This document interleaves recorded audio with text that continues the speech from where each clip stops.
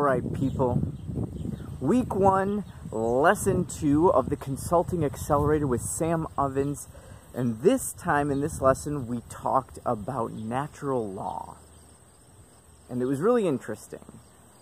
And it's kind of mind-blowing because what Sam was talking about is how the natural law of things, the way that things work, is kind of twofold. And he talked about memory and actions. And our memory completely sucks, okay? Our memory deteriorates over time. So you remember what you said 5 seconds ago probably pretty well, but you don't remember what you said 5 years ago as well. And we think that our brains are just this great lockbox of memory, basically, and you really don't remember things nearly as well as you think you do. So memory goes down over time, right? It's great right now, and then it just sinks. Whereas our actions and the fruits of our actions increase over time.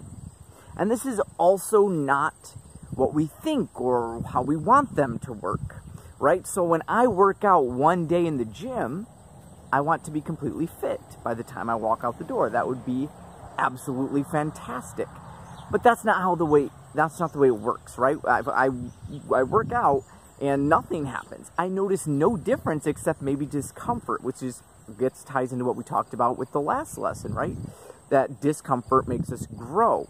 So with our actions, we remember really easily how uncomfortable we were after working out, right? I remember that did not feel good.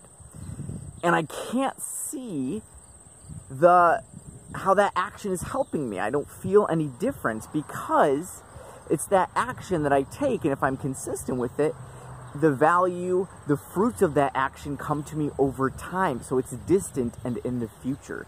So we have this problem because there's a disconnect with our memory forgetting what we did a while ago, whereas our actions, we need to focus on the future and ignore the fact that we don't see the fruits of our actions right now. And this is so exciting to think about. And it's not something new, but when you just lay it out like that and just say, look, it doesn't matter. If I want to eat healthy and I eat this cookie, I don't see that I'm any less healthy. All I see is that I feel good because I ate a cookie, and everyone likes to eat a cookie, right? But it's by saying no to that one cookie, that one moment of saying no. I am not going to do this. I'm going to take this small, tiny little action, and that action has compounding interest. And Sam quoted Einstein, and this is such an amazing quote, and I'm gonna paraphrase it here, but basically, Einstein said that compounding interest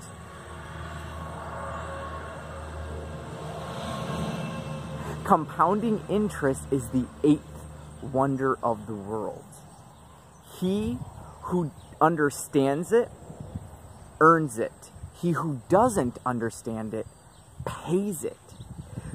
And that's like crazy mind-blowing, because every single thing that you do, every moment, every action that you take has compounding interest. So if I decide to watch YouTube videos, yes, I understand the irony of what I'm saying right now in a YouTube video, but if I decide to spend 10 minutes watching YouTube videos that aren't edifying to me, right? They're just not doing anything to help me grow in any way, right? They're just mindless entertainment. That 10 minutes has compounding interest because now I've trained my brain to enjoy that. I've created myself in a state where I'm going to look for leisure more and more, and I'm more likely to repeat that behavior. If I instead take 10 minutes to work on bettering myself, whether it's praying, working on what I'm doing here, making a quick video. If I do something that makes me just a little bit uncomfortable and I don't really feel like it, I don't always feel like making videos, but if you do it and you do the thing that you don't really feel like doing, that has compounding interest. And then years down the road, it just returns these crazy results. And Sam was talking about that as he said that he would struggle and try and fail, and then suddenly, years later, he's making all this money. He's like, where did all this money come from? He said he actually was just like, I don't understand. Like, seriously, how am I making all this money? Where's all this money coming? But it's because he couldn't remember, right? Because our memory just like, it's all falling away after a while. So he couldn't even remember how hard he worked in the beginning and the stuff that he was doing in the beginning, those small actions that just kept growing and growing and the interest kept compounding. So if we